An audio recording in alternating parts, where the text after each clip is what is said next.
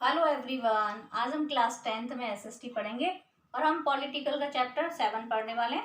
हमारे चैप्टर का नेम है लोकतंत्र के परिणाम और ये हमारा कौन सा पार्ट है? पार्ट ए है। ये हमारा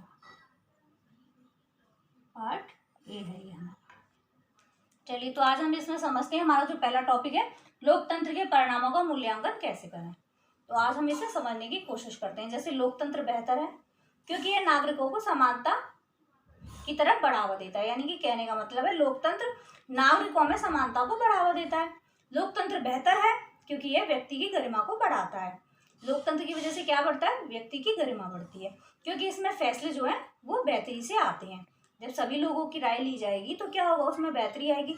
किसी एक व्यक्ति की राय कुछ होगी, लेकिन अगर बहुत सारे लोगों की राय ली जाएगी तो वो उस राय में कुछ ना कुछ बेहतरी होगा, क्योंकि यह टकरावों को टालने की, संभालने की हर तरीके से कोशिश करता है और सही तरीका सुझाता है। अगर मान लीजिए किसी में टकराव हो रहा है तो उसका बीच का रास्ता अपनाने की कोशिश करता है, उसी को हम लोकतंत्र कहते हैं। क्योंकि इसमें गलतियों को सुधारने की भी गुंजाइश होती है। किसके अंदर? लोकतंत्र के अंदर गलतियों को सुधारने की भी गुंजाइश होती है। तो इसीलिए लोकतंत्र के परिणामों का मूल्यांकन हम इन पॉइंटों के आधार पर कर सकते हैं। अब जो हमारा अगला टॉपिक है वो है, क्या ये उम्मीद लोकतांत्रिक शासन व्यवस्थाओं से पूरी होती है? क्या यह प्रभावशाली है? ऐसी सरकार की कल्पना कीजिए जो बहुत तेज फैसला लेती है, लेकिन यह सरकार ऐसे फैसले भी ले सकती है जिसे लोग स्वीकार ना करें। तब ऐसे फैसले जो होते हैं वो परेशानी पैदा कर सकते हैं। जनता को वो फैसले पसंद नहीं आ सकते हैं। अगला है, लोकतंत्र का आधार विचार विमर्श व तोल मोल पर आधारित होता है, जिससे इस प्रक्रिया में थोड़ा समय लगता है, क्योंकि सभी की राय लेनी है। किसी एक व्यक्ति की राय पर निर्णय नहीं लेना है। निर्णय के लिए समस्त लोकतंत्र को उसमें जो है लेना है, तो उसी के आधार पर जब निर्णय लिया जाएगा तो थोड़ा समय लगेगा।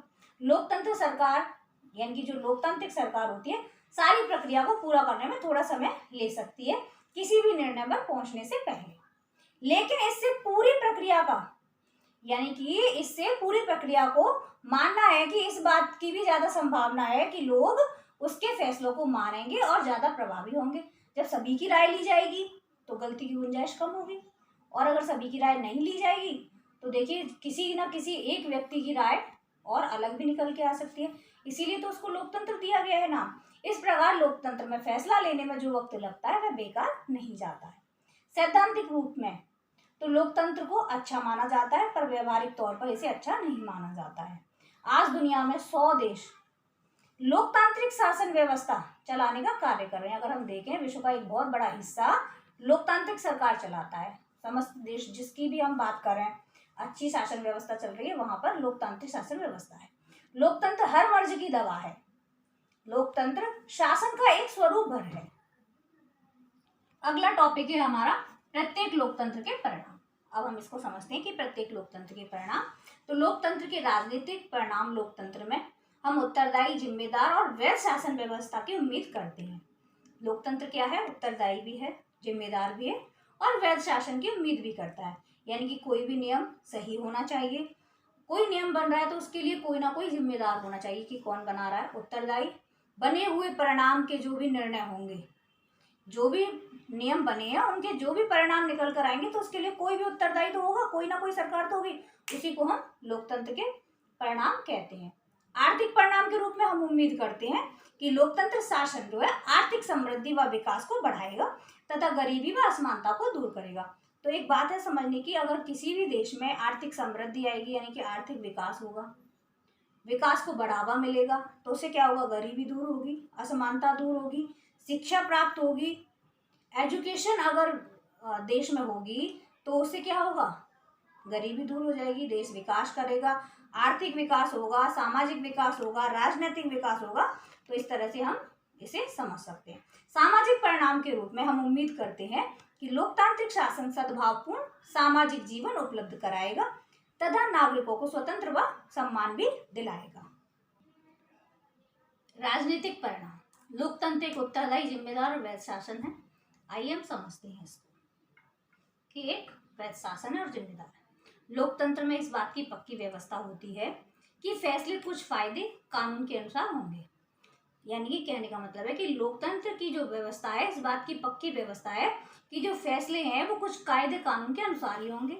अगर कोई नागरिक यह जानना चाहे कि फैसले लेने में नियमों का पालन हुआ है या नहीं, तो वह इसका पता कर सकता है।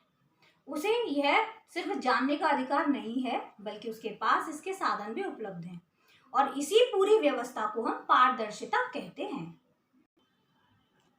गैर लोकतांत्रिक सरकारों की तुलना में नागरिकों के साथ सूचनाओं को साझा करने के मामले में लोकतांत्रिक सरकारों का रिकॉर्ड बहुत अच्छा रहा है। लोकतांत्रिक सरकारें लोगों की मांगों और आवश्यकताओं के प्रति सचेत हैं, और ये वृहद रूप से भ्रष्टाचार से मुक्त भी पाई जाती हैं। बहरहाल एक मामले में लोकतांत्रिक शासन व्यवस्था निश्चित रूप से एक अन्य मामलों में बेहतर है। यह वैध शासन व्यवस्था है। यह सुस्त हो सकती है, कम कार्यकुशल भी हो सकती है, इसमें भ्रष्टाचार भी हो सकता है, यह लोगों की जरूरतों की कुछ हद तक अनदेखी भी कर सकती है, लेकिन लोकतांत्रिक शासन व्यवस्था लोगों को अपनी शासन व्यवस्था सिखाती है। अगर देखा जाए तो लोकतांत्रिक शासन व्यवस्था लोगों की अपनी शासन व्यवस्था होती है।